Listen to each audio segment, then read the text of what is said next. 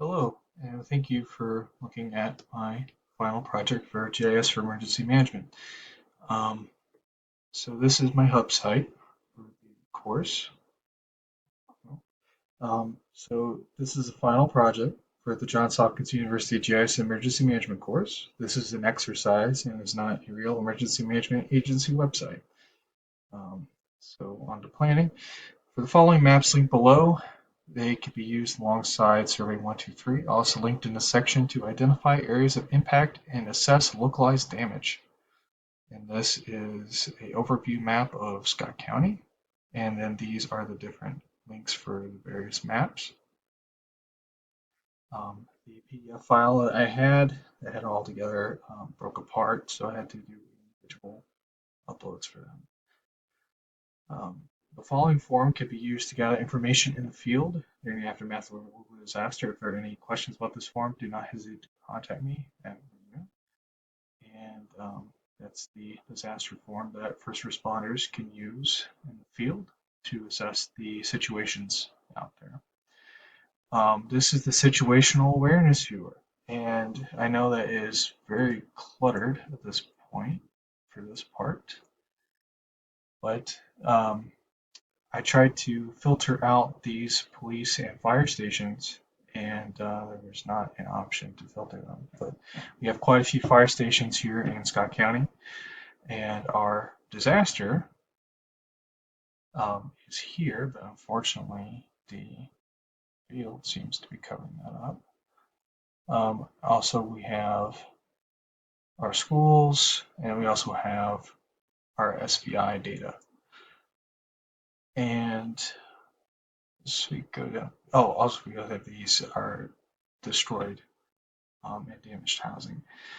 So here is our incident operations dashboard, and this is where we can update when we have new evacuation notices or distribution sites, and we can update them through this. This is our incident overview portfolio. And as you can see, we have two camps here for people that have been displaced from this flooding here in red.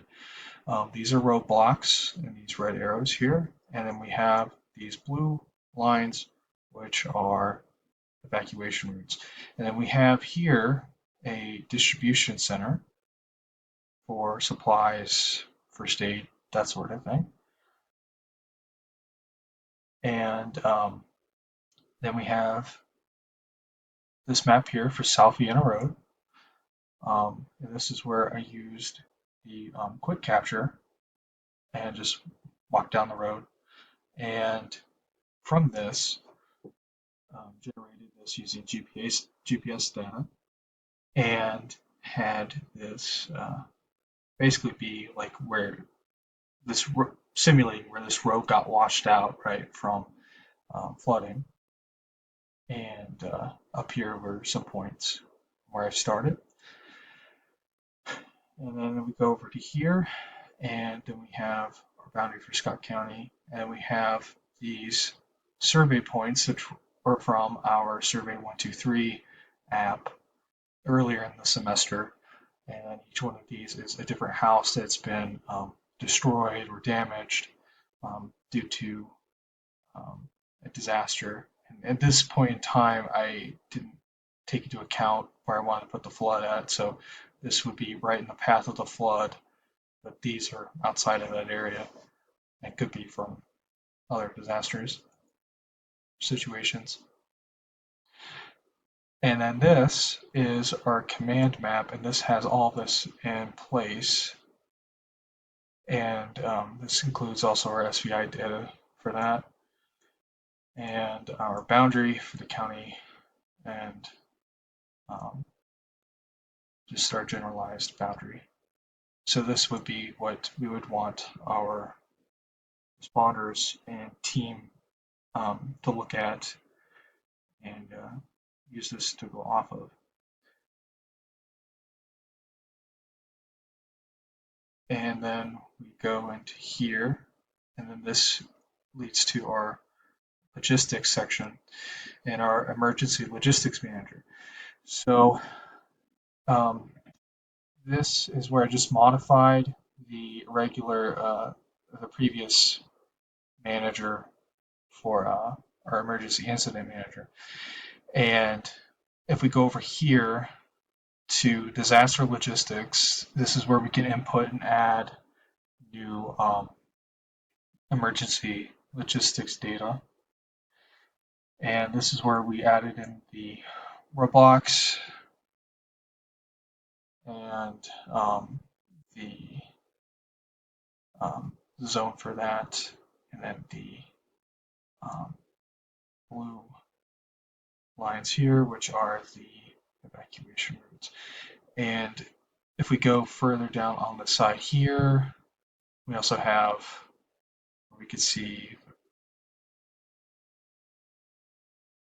shelters. And then this is where the shelters were opened up from the previous lab that we had on the 11th.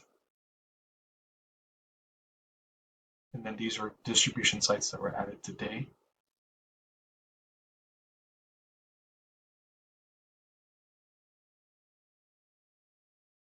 And for the command/public info, this is a map that we could share with the public to further assess the situation with them, and then if they want to, understand spatially where this is in our county, they could go here. We also have the shelters, of course, that were set up. We also have the flag here, and we have the zone, of course, where the flooding took place. And I figured this would be a good place to put this flood zone, given that this is a very hilly area and it could just wash down here into Rish Creek, which has happened before. I've seen it. It's kind of scary, but luckily no one lost their houses or anything like that, but it was severely washed out along the road. But that's what kind of inspired this one. And we also have the localized information app that can be shared with the public. And yeah, so I got this kind of mixed up. So the map at the top above this was just a regular map for what this app is based off of, right? And so this is the app that we want to actually share with people, is this one here.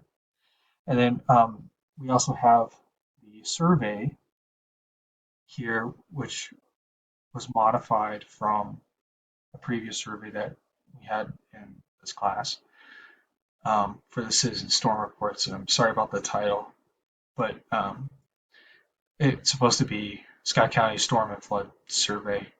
But yeah, and so we also have various debris, and then also like small scale flood, water over the road, and then they could put like full blown like wipeout with the flood, and well, that is that. Man, I've learned a lot this semester, and it's been pretty crazy. So thank you, and hope you all have a good brief break because we only got a break for a week, and then it's right back to work. So, or week or two, but you'll have a good one. Bye.